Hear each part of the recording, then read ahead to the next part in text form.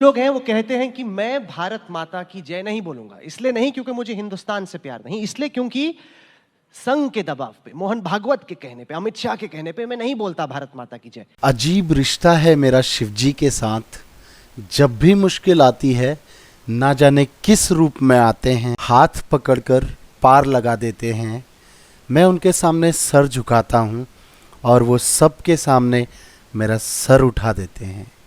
हर हर महादेव। कल मुझे एक बहन का मैसेज आया, यानी कमेंट सेक्शन में कमेंट आया कि आजकल जो क्रिश्चियन मिशनरी के लोग पूरे मोहल्ले में घूम घूम के एक खास धर्म के लोगों को टारगेट करते हैं, उनके धर्म को परिवर्तन कराने की कोशिश करते हैं, वो लोग इनके मोहल्ले में भी घूम रहे हैं। तो उसमें क्या करना है? इन्होंने तो मना कर दिया, लेकिन इनके पड़ोसी को वो वीडियोस वगैरह दिखा के और बुक्स वगैरह पढ़ा के कन्वर्ट कराने की कोशिश कर रहे थे। तो इन्होंने मुझसे पूछा है कि इस बारे में वो क्या कर सकती हैं। देखिए, इससे पहले भी मेरे बहुत सारे सब्सक्राइबर्स का सेम मेरे पास जवाब क्वेश्चन आया हुआ है। इसमें मैंने आपको पहले भी बोला था, आरएसएस या बजरंग दल का कोई भी ऑफिस आपके नज़दीक में है तो जाइए और रिपोर्ट कीजिए, वरना आप पुलिस स्टेशन जाके भी रिपोर्ट कर सकते हैं, क्योंकि जबरन धर्म परिवर्तन कराना और माइंड वॉश करके धर्म परिवर्तन कराना कानूनन अपराध है। तो इस टॉपिक पे मैंने आज सुबह एक वीडियो बनाई है, ये उसका थंबनेल है, जिसको मैं बाद में यूट्यूब पे अपलोड कर रहा था, जिस पे यूट्यूब ने मुझे येलो डॉलर शो कर दिया। येलो डॉलर मतलब क्या होता है मैंने आपको कल की वीडियो में बताया हुआ है, इससे मेरे वीडियो की रीच खत्म हो जाती है और इसलिए मैंने उसको इंस्टाग्राम पे अपलोड किया हुआ है। आप जाइए, इस वीडियो को ख़त्म होने के बाद इमीडिएट इंस्टाग्राम पे जाके इस वीडियो को ज़रूर देखिए, बहुत इंपॉर्टेंट वीडियो है, प्लीज़ जाके ज़रूर देखिएगा। और अगर आज की वीडियो के बारे में बात करें, आज की वीडियो राहुल कनवाल के ऊपर होने वाली है। आप लोग अगर राहुल कनवाल को जानते हैं तो अच्छी बात है, नहीं जानते तो कोई प्रॉब्लम नहीं है, जान जाएंगे इस वीडियो को देखने के बाद। रवीश कुमार और राजदीप सरदेसाई जैसे घटिया लोगों के लेवल का बंदा है ये भी। तो वीडियो में आगे जरूर अंत तक बने रहिएगा। देखिए अमित शाह जी और मोदी जी ने इसको कैसे बजाया है, इसका बैंड बाजा। चलिए वीडियो को शुरू करते हैं। अगर वीडियो पसंद आए तो लाइक करिए, सब्सक्राइब कीजिए चैनल को और नोटिफिकेशन बेल को ऑल पे रख लीजिएगा।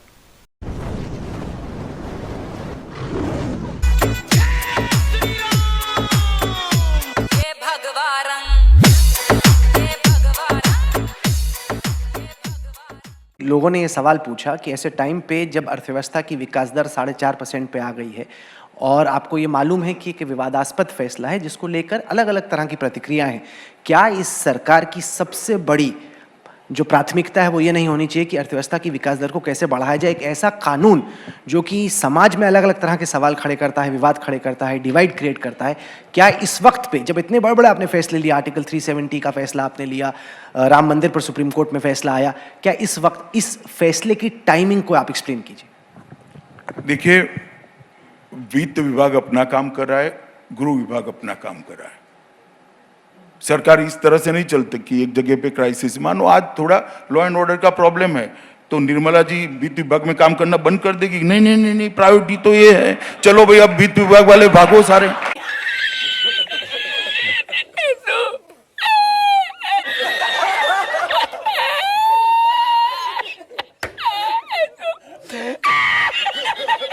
ऐसे देश नहीं चलते हैं।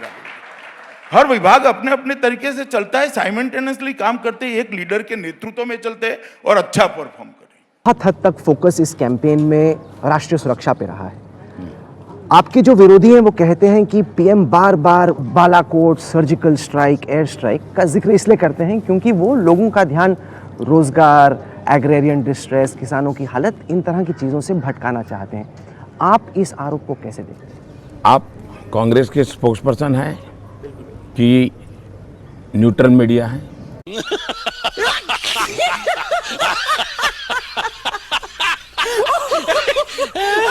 रुको जरा, सब्र करो। आपका कोई नेता पाकिस्तान में जाकर के कहे बस भारत और पाकिस्तान की दोस्ती हो सकती है, सिर्फ इसको हटाओ तुम, क्या पाकिस्तान हिंदुस्तान के प्रधानमंत्री को हटाएगा? क्या आप लोगों को फुर्सत नहीं है कि आपके टीवी चैनलों पर इन चीज़ों पर गंभीरता दे और ऐसे लोगों को हिंदुस्तान के सामने बिल्कुल बेनकाब करना न्यूट्रल मीडिया का काम है कि नहीं है? कांग्रेस के सवालों को लेकर के आप कितने दिन तक घूमते फिरोगे भाई? आप अपने सवाल लेके निकलिए ना। क्या करूं, मैं मर जाऊं? पानी पी। मेरी कोई फीलिंग नहीं है। हाँ ठीक है, पानी पी। तुम्हारी फीलिंग तुम्हारी, तो ਤੁਹਾਡਾ कुत्ता टॉमी, साडा कुत्ता कुत्ता। राहुल गांधी जेएनयू गए उसको मैं गलत नहीं मानता हूं। राहुल गांधी जी ने वहां जाकर भाषण किया कि कुछ लोग नारों के रेफरेंस में कि कुछ लोग आपकी आवाज को दबाना चाहते हैं, कुछ लोग फ्रीडम ऑफ एक्सप्रेशन को सप्रेस करना चाहते हैं। मैं इसके खिलाफ बोला हूं और मैं मानता हूं कि अगर आवाजें है कि भारत तेरे टुकड़े हो गए इंशाल्लाह इंशाल्लाह, तो उसको दबा देनी चाहिए। इसमें कोई कंफ्यूजन नहीं है मेरे मन में। नहीं, क्योंकि राहुल गांधी ने कहा कि वो जो नारेबाजी हुई उससे वो सहमत नहीं है। उनका कहना है कि आपने सुना है राहुल गांधी का वो? मैंने उनकी स्पीच सुनी। नहीं, उस वक्त आज दोपहर में आए हुए थे, बैठे हुए थे बहुत। नहीं, वो तो बैठेंगे, मगर आपने उनकी स्पीच सुनी है?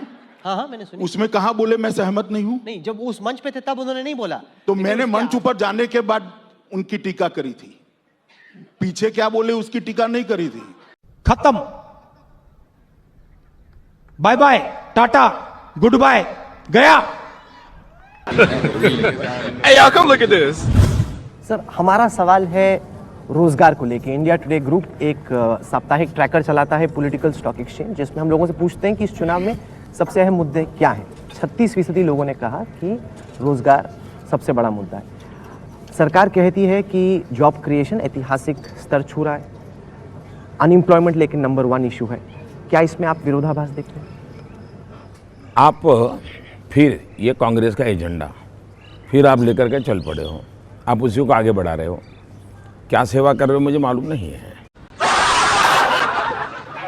आपने बोला होगा, देखा होगा कि CII का रिपोर्ट आया, या हमारे IT सेक्टर का एक एसोसिएशन है उनका भी रिपोर्ट आया, हाँ नेस्कॉम का। इन सब ने कि पहले से कई गुना रोजगार बढ़ा है, रिपोर्ट दिए हैं। EPFO देख लीजिए, हर वर्ष करीब 1.25 करोड़ नए लोग जुड़े हैं। मुद्रा योजना ले लीजिए, 4.25-4.5 करोड़ लोग वो हैं जिनको पहली बार बैंक से पैसा मिला है, पहली बार जिंदगी में। वो भी तो कोई रोजी रोटी कमाते हैं, किसी को रोजगार देते हैं। तीसरी बात है कि आप कोई भी क्षेत्र में देख लीजिए, आपको जिस प्रकार से विकास हो रहा है, अगर रोड बन रहे हैं तो क्या भाई बिना रोजगारी को रोड बनते होंगे क्या? बिना रोजगारी को रेल बढ़ती होगी क्या? और मैंने सुना है कि आपके आज तक की जो ऑफिस है उसमें अब बैठने की जगह नहीं है।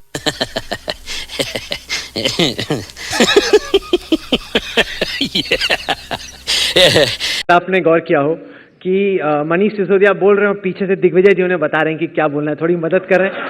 तू मेरा दोस्त है। और मैं राहुल जी, ये भी है, मैं राहुल जी ये कि बता रहा इत्तेफाक से था, आप सुन लीजिए, मैं ये बता रहा था कि चंपावत जो कि भारतीय जनता पार्टी के बहुत बड़े नेता हैं और नरेंद्र मोदी जी के शो कंपेयर करते रहे हैं, वो 10-10 लाख रुपए 5300 माहवार की भर्ती के लिए पैसा लेते हुए गुजरात पुलिस ने पकड़ा है। बताती चंपावत आपका साथी है कि नहीं? दिग्विजय जी, नहीं, एक सेकंड सुन लीजिए दिग्विजय जी, आरोप करना बड़ा सरल बात है।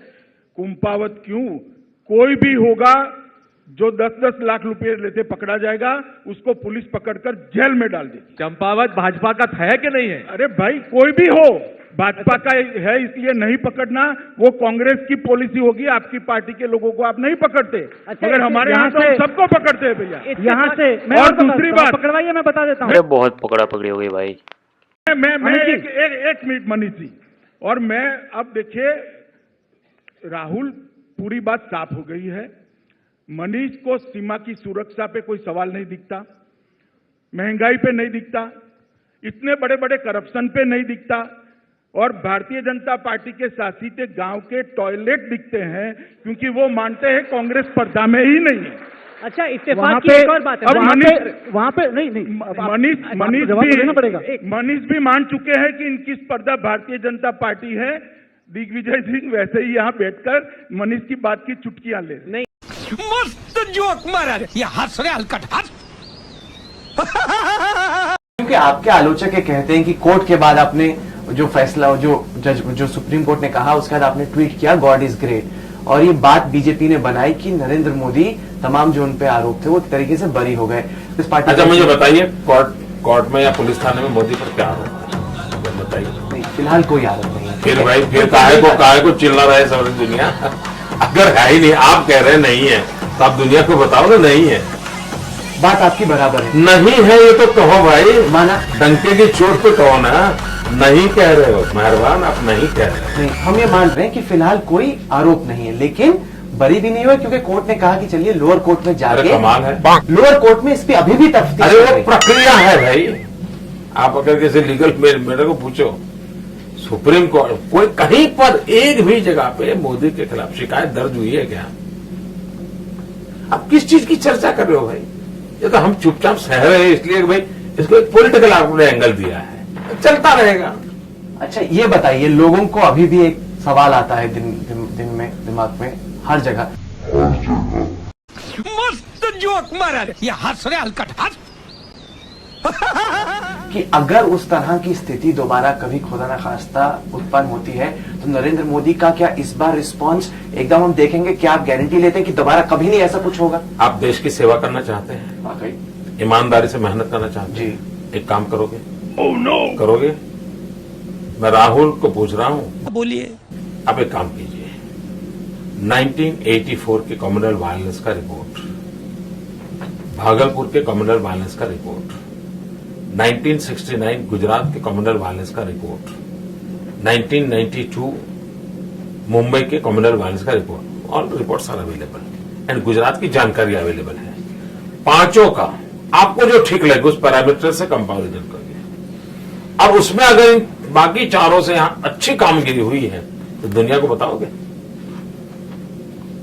तो करिए इतना काम, और फिर कोई सवाल है मेरे पास आना। नहीं, काम तो गुजरात में अच्छा चल रहा है। नहीं यही उसी कम्युनल वायलेंस की बात करता हूं। आप ये जो एक हाइपोथेटिकल सवाल मुझे पूछा कि फिर ऐसा होगा तो मोदी क्या करेगा, इंपॉर्टेंट सवाल है। इंपॉर्टेंट तो आपके लिए हर चीज इंपॉर्टेंट होती है, वरना दिल्ली से यहाँ क्यों आते हैं आप? सही बात। तो आपकी रोजी रोटी उस पर है, तो ये तो इंपॉर्टेंट ही है। मैं कोई आपके किसी सवाल को फालतू नहीं मानता हूँ और मुझे उसको रिस्पेक्ट करना चाहिए। तो ऐसा मैं नहीं मानता कि आप कोई ऐसे टाइम खराब कर रहे हैं, आप सिंसियरली काम। 2014 से आपका ग्राफ रहा है। मैं बचपन से ही ऐसे राजनीति करता हूँ, मैं नहीं बदलता।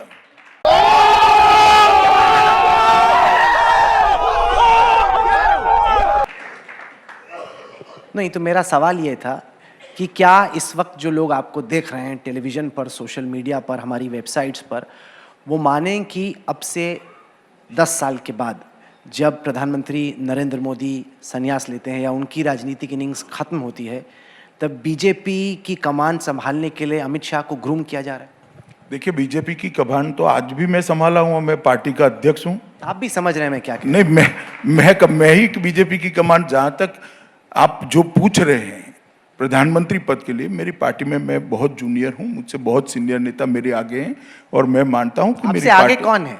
ढेर सारे हैं भाई, छोड़ दो ना नाम। ढेर सारे नेता मेरे आगे हैं और मैं मानता हूं कि हमारी पार्टी में फैसले व्यक्ति खुद नहीं करता, पार्टी करती है ना। मैं ये रेस में हूं। अभी हम सबका जो मंत्री है, सबका एक ही ध्यान है, मोदी जी सफल हो और नए भारत की रचना हो और नया भारत दुनिया में यश प्राप्त कर एक ऐसे मकाम पर पहुंचे जो पहुंचाने के लिए हमारे आजादी के संग्राम के लोगों ने स्वप्न देखा। मोदी जी को सफल बनाने में आपने पूरी ताकत लगाई हुई है, इसमें तो कोई दो राय हो ही नहीं सकती। लेकिन मेरा सवाल अमित शाह जी आपसे ये है कि क्या आप अपने आप को एक दिन, जब भी वो दिन आए, भारत के प्रधानमंत्री के तौर पे तेल को निचोड़ोगे तेल नहीं निकलेगा, प्रयास छोड़ दो।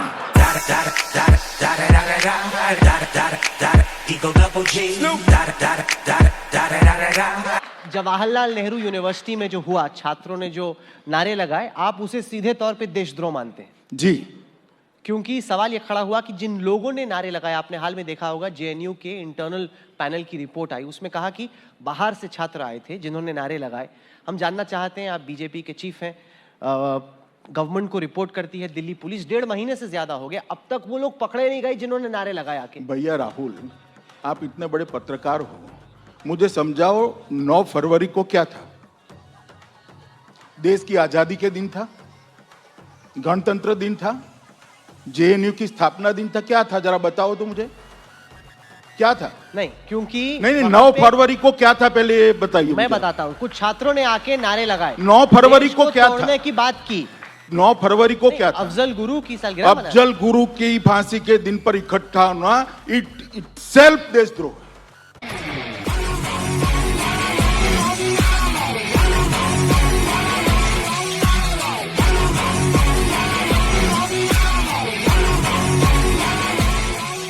आपने अपनी चिट्ठी में यह बात जरूर की कि लॉ अप्लाइज टू ऑल, और जो गुनेगार हुआ 2002 का उसको आप सजा देंगे बतौर मुख्यमंत्री। मुख्यमंत्री सजा नहीं देता है, न्यायपालिका देती है।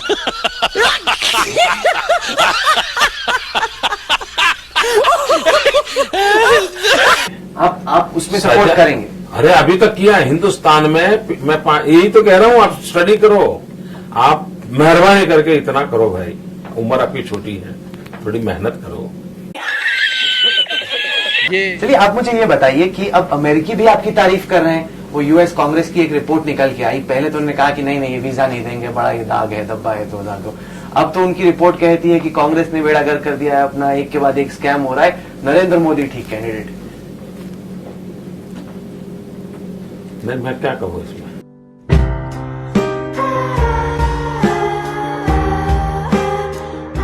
आप भी तो ये जानते हैं कि आप ही की पार्टी में काफी सारे नेता हैं जो थोड़े थ्रेटन है आपसे, उनको चिंता होती है कि नरेंद्र मोदी आएगा तो उनका पत्ता कट जाएगा। आपको लगता है कि सब आपका साथ देंगे? ये पत्ता क्या होता है? चांस? अच्छा, हमें तो मालूम नहीं भाई। कैसा लगा मेरा मजाक? कभी भी कुछ बनने के सपने मत देखो। अगर सपने देखने हैं तो कुछ करने के सपने देखो। करने से संतोष मिलता है जी। बनने के सपने वालों को परेशानी रहती है कि आज आप रिपोर्टर हैं, आपको चीफ रिपोर्टर बनना है, चीफ रिपोर्टर बन नहीं पा रहे हो तो रिपोर्टर में आनंद नहीं आ रहा है, इसी में आपका समय बर्बाद हो रहा है और रोते बैठते हो। कभी आप चाहते हो मुझे एडिटर डेस्क दिया जाए और आपको एडिटर डेस्क नहीं मिलता और आपको सिर्फ रिपोर्टिंग को देखना कहीं मिल जाता तो फिर दुखी होता है। तो मैं हर एक नौजवानों को कहता हूं, बनने के सपने मत देखो भाई, कुछ करने के इरादे रखो। तो आज के लिए बस इतना ही दोस्तों। अगर वीडियो आपको पसंद आई तो लाइक कीजिए, कमेंट कीजिए, शेयर कीजिए, इससे वीडियो की रीच बनी रहती है। और हमारी इस छोटी सी फैमिली का हिस्सा बनने के लिए चैनल को सब्सक्राइब करके नोटिफिकेशन बेल को ऑल पे रख लीजिएगा। कल फिर मिलेंगे एक और नई वीडियो के साथ। जय हिंद, जय भारत, वंदे मातरम। लाइक मारो, बहुत ज्यादा जरूरी है लाइक करना, मैं बता नहीं सकता, बस लाइक मारो।